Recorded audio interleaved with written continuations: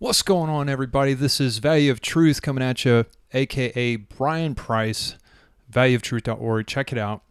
And recently I made a video directed at the amazing atheist called Atheism is Dangerous Part 2. And he actually responded to my first video, which is Atheism is Dangerous. Dean Ambrose. Don't you think so? Amazing atheist. Yes, I do.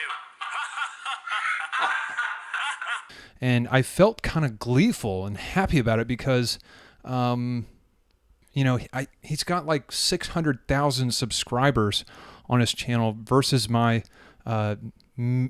meager 19 subscribers. So I was pretty giddy about it and excited. I felt like a little schoolgirl.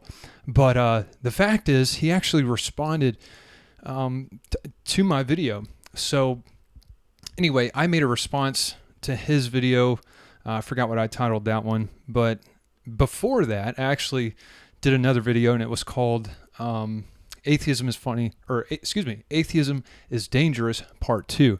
And that one, I think, was probably one of my best videos I've ever made.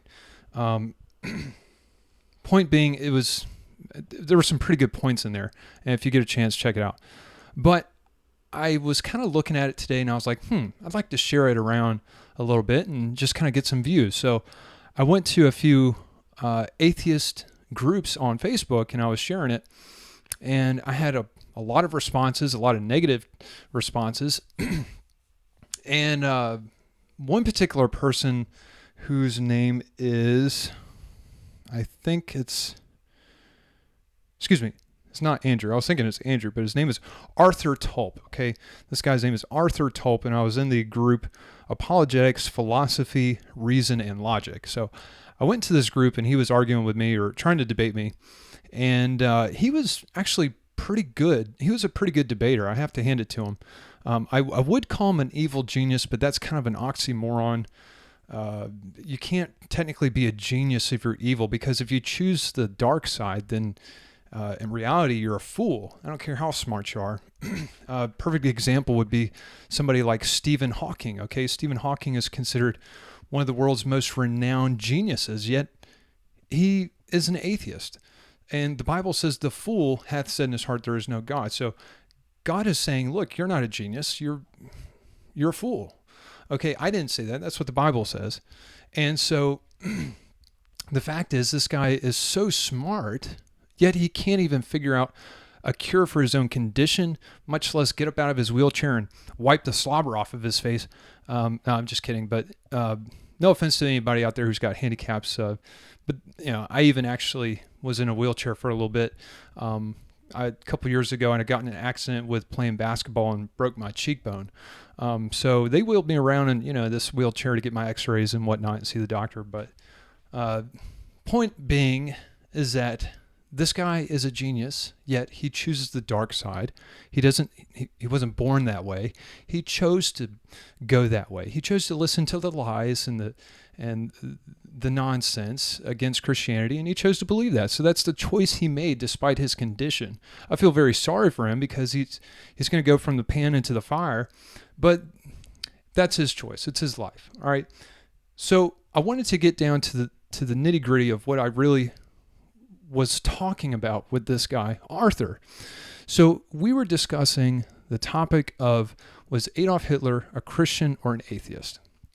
Okay, I was arguing that he was likely an unbeliever, and he was more of an atheist than he was a Christian.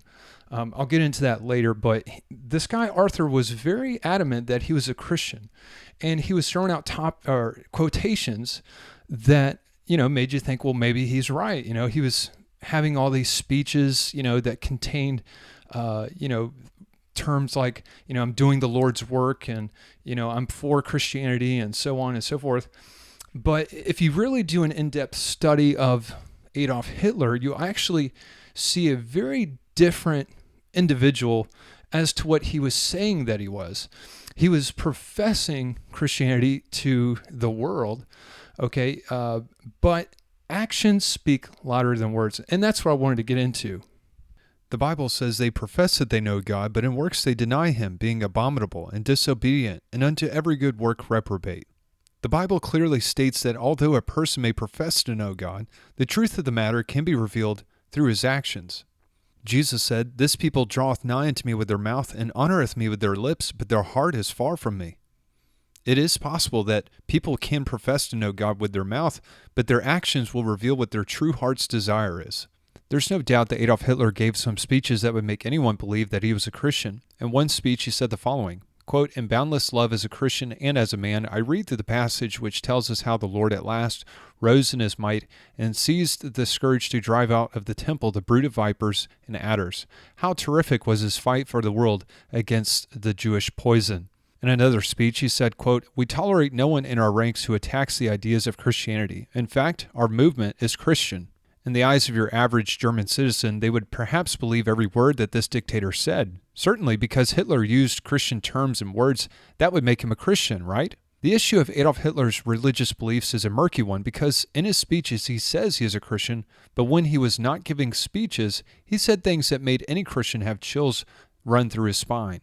Adolf Hitler is reported to say the following, quote, "Our epoch will certainly see the end of the disease of Christianity. It will last another 100 years, 200 years perhaps." Adolf Hitler is also credited with saying the following, quote, "But Christianity is an invention of sick brains. One could imagine nothing more senseless nor any more indecent way of turning the idea of the Godhead into a mockery." Having only Adolf Hitler's recorded words is not enough to prove whether he is for or against Christianity. The only sure way is to judge his actions and whether his actions lined up with his positive view of Christianity or his negative view. As for the facts, Alfred Rosenberg, who was one of the main authors of key Nazi ideological creeds and a close tie to Hitler, formulated a 30-point program for the National Reich Church, which included, number 1, the National Reich Church claims exclusive right and control over all churches. Number 2, the National Church is determined to exterminate foreign Christian faiths imported into Germany in the ill-omened year 800.